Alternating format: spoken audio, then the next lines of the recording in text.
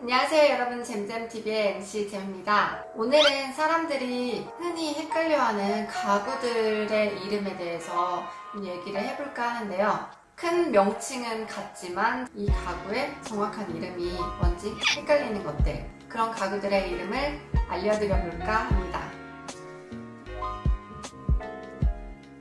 먼저 가구는 크게 두 가지로 분류할 수가 있는데요. 붙박이 가구하고 일반 가구입니다.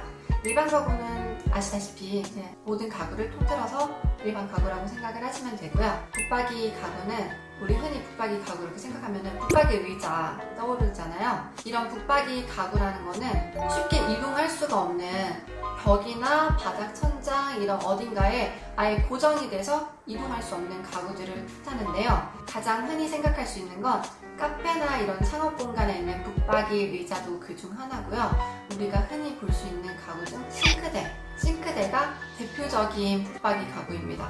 우리가 이사를 갈 때 싱크대를 들고 이사를 할 수는 없잖아요. 이렇게 이동이 불가능한 가구를 붙박이 가구라고 하고요. 싱크대 외에도 붙박이 옷장, 붙박이 신발장 같은 것들도 있습니다.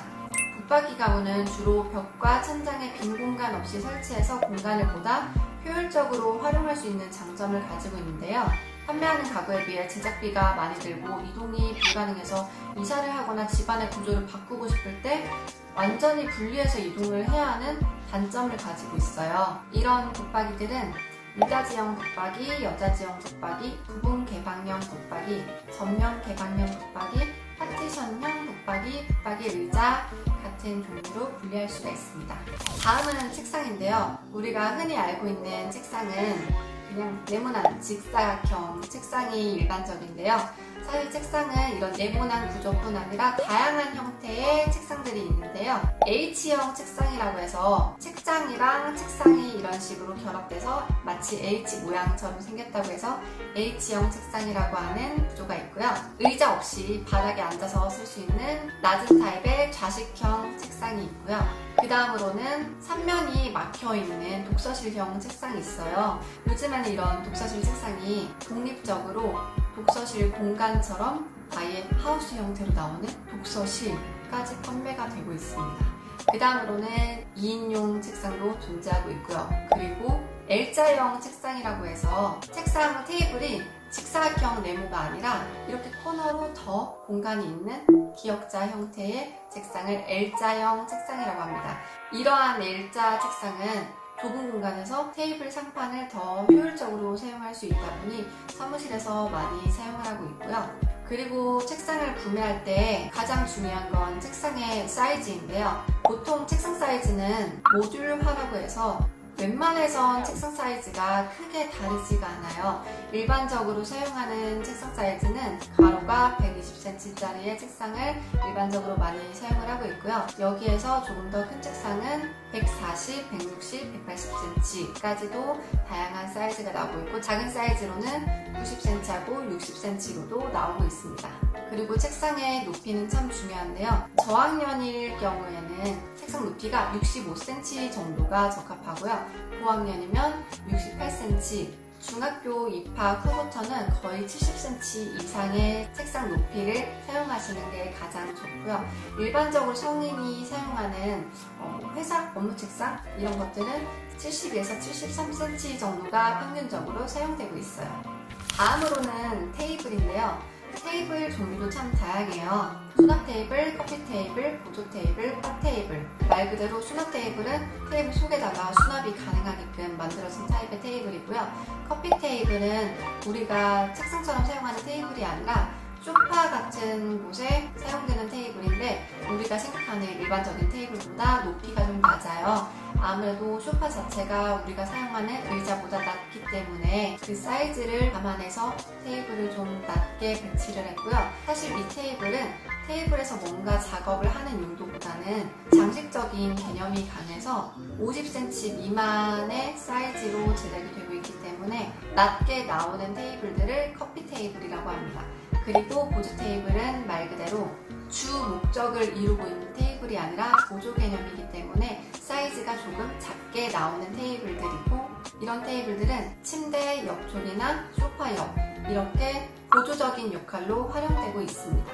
그리고 바 테이블은 일반적인 테이블보다 높이가 조금 높은 테이블들을 말하는데요. 이 바라는 구조가 거의 싱크대 높이 정도가 되는 높이이기 때문에 일반 의자를 사용하기에는 높이가 너무 높아서 의자에 앉으면 테이블이 어깨선까지 올라올 수가 있어요. 그래서 이런 테이블을 쓸 때는 바 테이블에 맞는 바 체어를 사용해 주시는 게 좋습니다. 다음은 의자인데요. 의자 종류로는 식탁 의자, 사무용 의자, 암체어, 바 의자, 카페 의자, 스툴 등이 있습니다.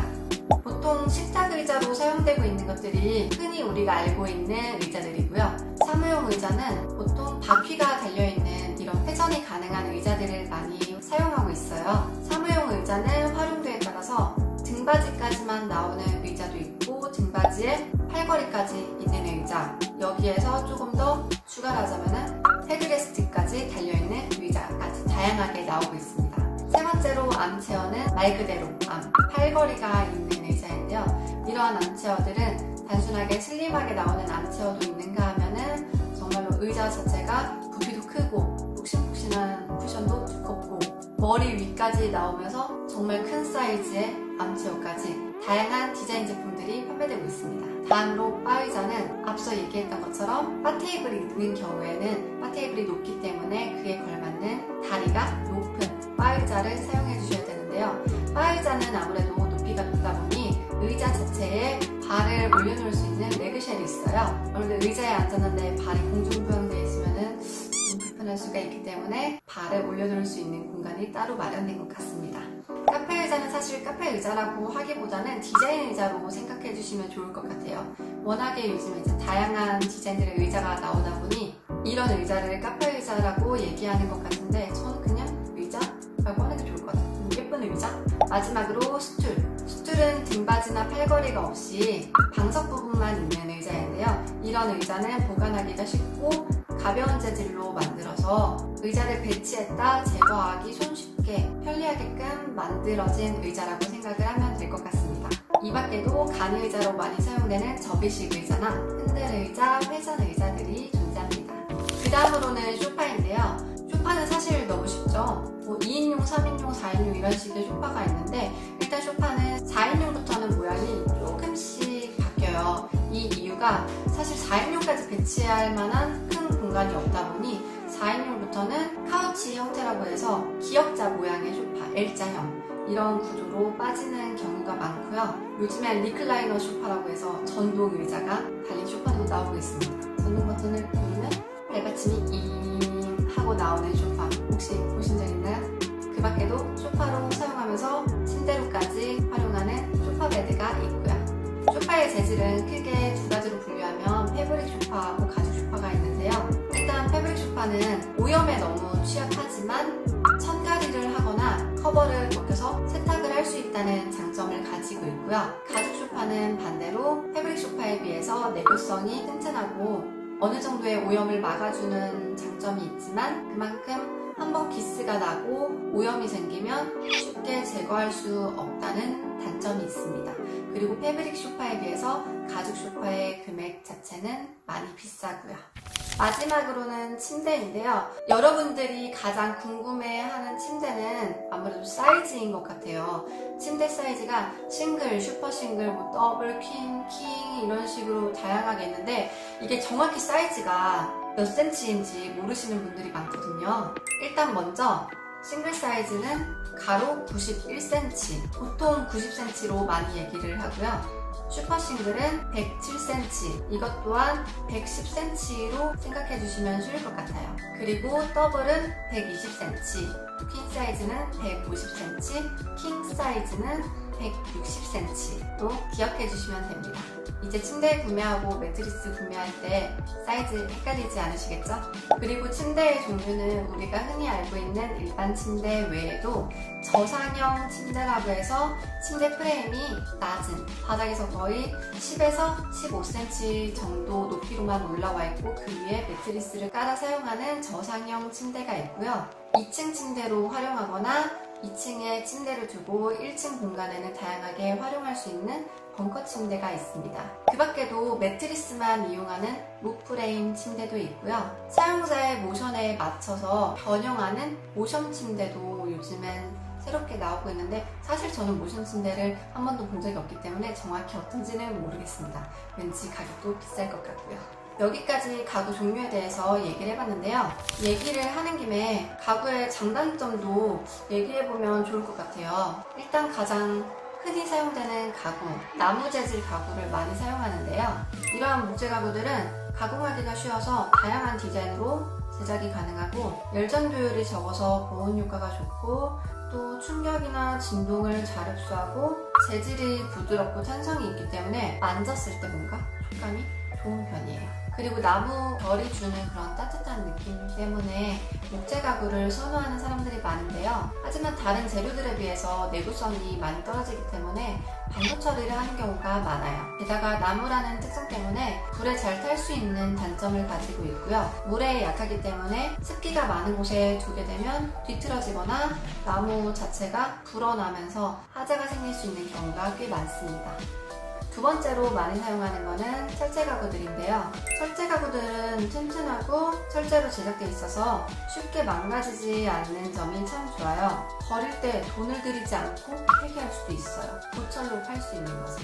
하지만 철제 가구는 오래 사용하다 보면 찌그러지거나 녹이 슬 수 있는 단점을 가지고 있습니다. 그 다음으로는 플라스틱 가구인데요. 철제 가구처럼 녹슬거나 부패하지도 않고 다양한 모양의 디자인 제품을 만들어낼 수가 있는데요. 반대로 열에 약해서 붉은 쳐여주면 형태가 변해버릴 수가 있고 상처가 나기 쉽고 먼지가 붙기 쉽습니다. 특히 플라스틱은 정말 기스가 많이 나는 것 같아요.